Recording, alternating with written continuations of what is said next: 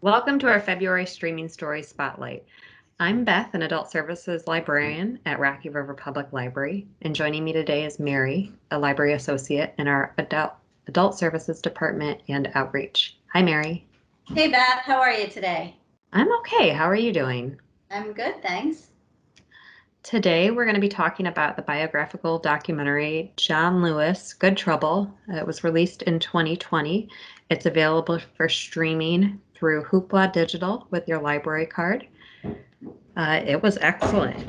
I am sad that I didn't have the opportunity to watch it right when it was released, but it was an excellent documentary, very biographical and historical, and rich in context for John Lewis's life. What did you think of it, Mary?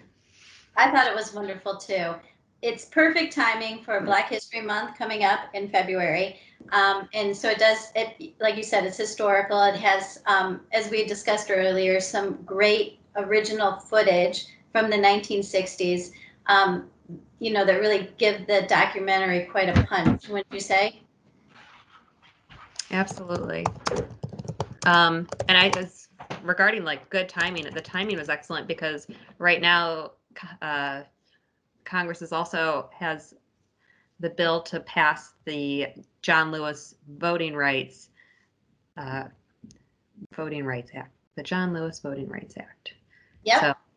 So they've been sitting on that for a while because the previous Voting Rights Act expired in 2013. So the timing is the most relevant. That's great. Right. And honestly, the documentary really that's his thing is the voting rights, and everything that he does that's at the core of it, and you sort of have to watch the whole documentary to really get a feel for that's really what's at the core of his heart is voting rights for African Americans.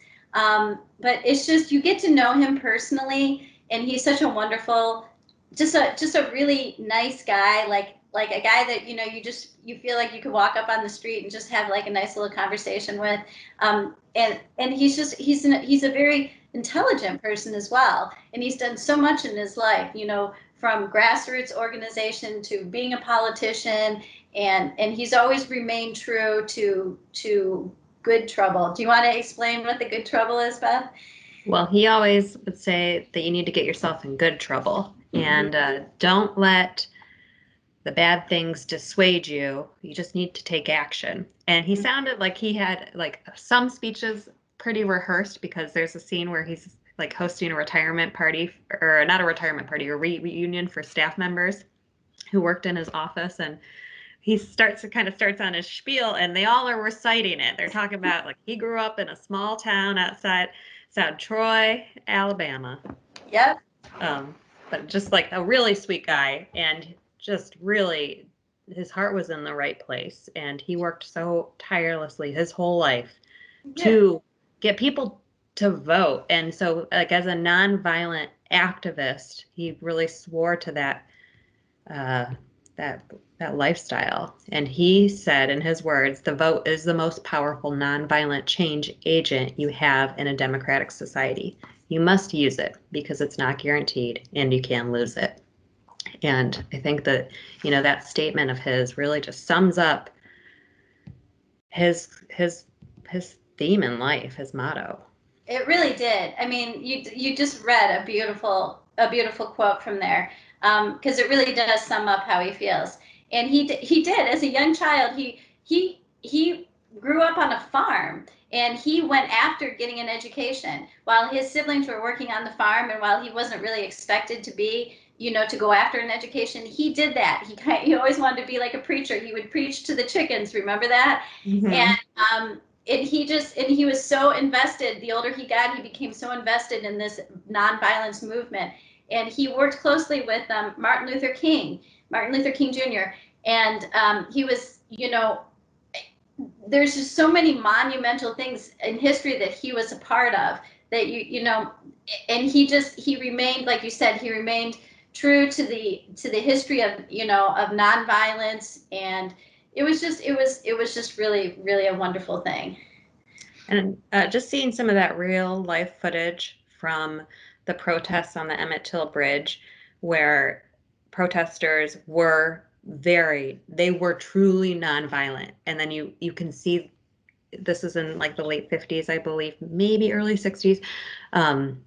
You see the police officers attacking them, and it's appalling to see that real life footage, just to really see just how deep down and how much, we've come along a fair way since then in, the 50s and 60s from segregation, but the racism is so deeply ingrained in our society. And I think that just seeing that footage reminds me how real it was and still is. So, but John Lewis, he fought till the day he died. And the footage in the documentary is great because it was the last year of his life. Mhm. So we got to see him work. We got to see footage of him as a young man and just work through his whole life to get people to register to vote. And just the act of registering to vote was such a huge step for people. So what a great man he was. I loved all the stories about that he told about like when he met Barack Obama and like what Barack Obama said, John, it's because of you. And, Yeah. it we're I feel very honored to have been able to like live my adult life and see John Lewis's work while he was alive. And I just, it's not like in his words, it's not a time of despair, but to take action. So it's And I very just powerful. It really was. And I just really felt like the one lesson that I learned from that is him as a young man in the 60s and the 50s to do all the work that he did, to not take that for granted.